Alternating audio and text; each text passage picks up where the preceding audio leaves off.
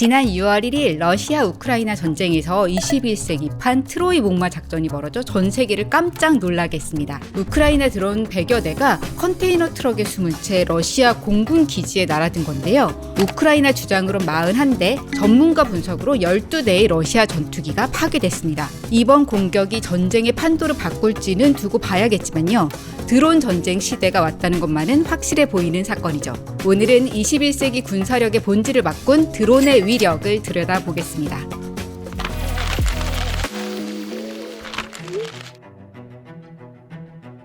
적군의 드론을 향해 항복하는 군인들 모습, 거대한 파리의 날갯짓을 연상케 하는 이 소리는 군인들이 가장 두려워하는 소리입니다. 이 소리가 들린다는 건 적군의 드론이 그를 발견했거나 곧 공격할 거란 뜻이기 때문인데요. 실제로 러시아 우크라이나 전선에서 포로로 붙잡힌 많은 병사들 증언이 일치합니다. 포로가 되기 전까지 적군 병사를 단 한 명도 마주치지 못했다는 거죠. 지금 전쟁에서 군인들은 사람이 아니라 드론과 싸우고 있습니다. 러시아 우크라이나 전쟁이 처음 일어났던 2022년 초만에도 우크라이나 최전선은 요란한 포격 소리로 뒤덮였습니다. 진군하는 러시아 탱크와 이를 막는 우크라이나 대전차 미사일 발사가 이어졌죠. 하지만 3년 만에 전쟁 모습은 많이 달라졌습니다. 최전선에서 포격 소리는 줄었고 병사들은 삽질로 파낸 참호 안에 웅크리고 있죠. 그리고 몇 킬로미터 떨어져 있는 어느 벙커에서는 헤드셋을 낀 우크라이나 병사가 컴퓨터 화면을 응시하면서 능숙하게 조이스틱을 조작합니다. 이게 언뜻 보면 게이머처럼 보이는데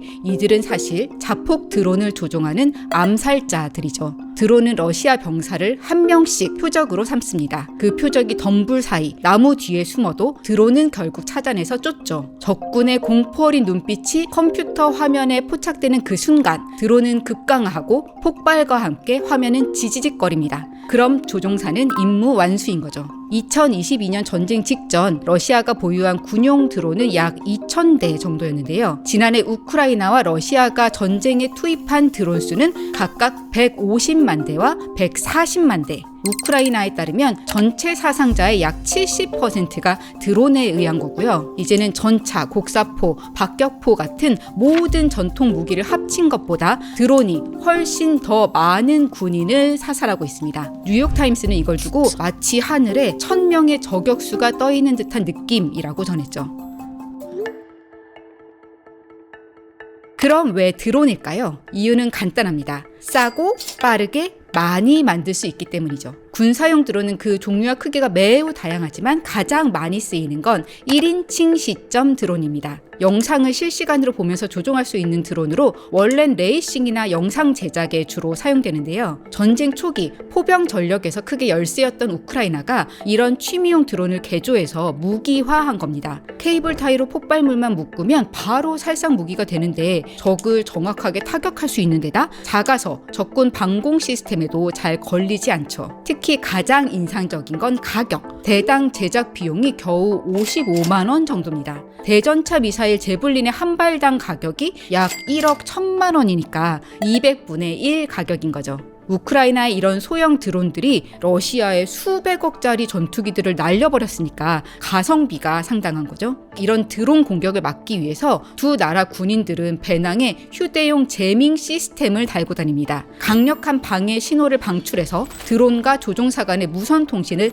끊어버리는 거죠. 그러면 드론은 경로를 이탈해서 엉뚱한 데로 날아가다가 결국 추락하게 됩니다. 이 제밍 때문에 우크라이나가 잃은 드론만 한 달에 약 1만 대에 달한다고 하죠. 또 광섬유를 이용해서 무선이 아니라 유선 통신으로 작동하는 광섬유 드론도 지난해부터 등장했는데요. 가느다란 광섬유를 단 드론이 마치 연줄에 매달린 연처럼 10km 넘게 날아갑니다. 이건 유선 통신이라 제밍이 아예 통하지가 않죠. 우크라이나와 러시아 두 나라의 드론 기술이 놀라운 속도로 진화 중입니다.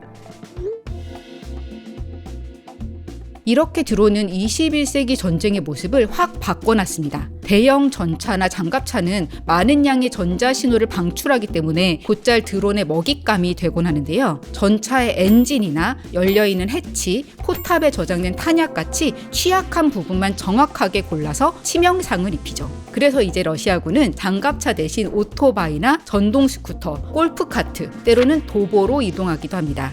이제 탱크의 시대는 저물었다, 이런 얘기가 나오죠. 우크라이나 전 총사령관 발레리 잘루즈니도 이렇게 말합니다. 군사력의 본질은 이미 변했습니다. 무인 시스템과 디지털 기술로 인해서 전통적인 무기들은 이제 역사 속으로 사라지게 됩니다. 승리는 이제 기술로 적을 앞지르는 능력에 전적으로 달려 있습니다.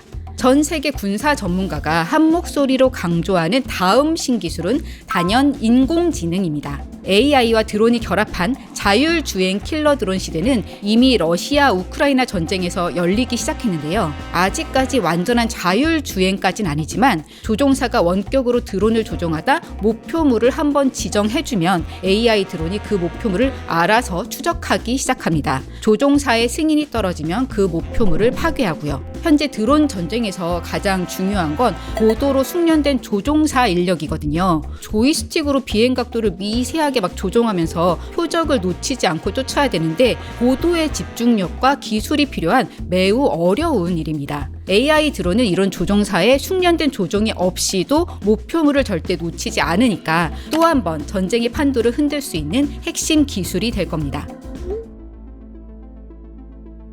그래서인지 이미 많은 기업들이 군사용 AI 드론을 내놓고 있습니다. 오픈 AI와 협력하는 미국 AI 방위 스타트업 안두릴이 대표적이죠. 안두릴은 소형 AI 드론부터 조종사가 필요 없는 무인 자율 전투기와 잠수함까지 광범위하게 생산 중이고요. 이걸 지휘할 수 있는 AI 기반 플랫폼도 함께 공급하죠. 현실판 스타크 인더스트리로 불리는 안두릴은 이제 기업 가치 280억 달러를 넘볼 정도로 커졌는데요. 창업자 파머 럭키는 이렇게 말합니다. 지금은 인력을 필요로 하는 무기 체계가 너무 많습니다. 한 사람이 100대의 항공기를 지휘하고 통제할 수 있다면 모든 항공기의 조종사가 한 명씩 있는 것보다 훨씬 쉽죠. 그렇게 되면 미국인 생명이 훨씬 덜 위험해질 겁니다. 그런데 고도의 자율성을 가진 AI 전투형 드론의 등장, 이거 좀 으스스하지 않나요? 스스로 표적을 식별하고 인간의 개입 없이 조준해서 공격까지 할 수 있는, 즉 적을 죽이는 법을 배운 드론이 전투에 투입된다면 그런 드론이 저렴하기까지 해서 한 번에 막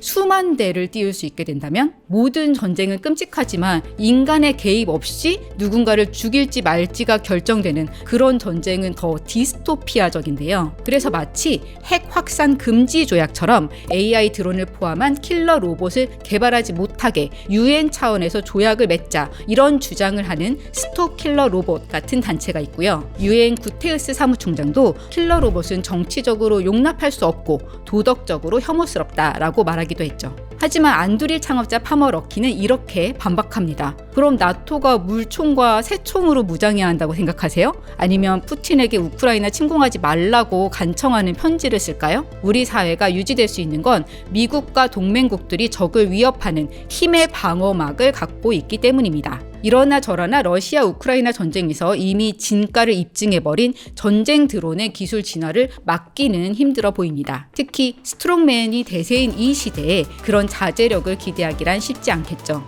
여러분 생각은 어떠신가요? 댓글로 의견 남겨주세요. 오늘 영상 재미있으셨다면 구독, 좋아요 부탁드립니다. 지금까지 딥다이브 한혜란이었습니다.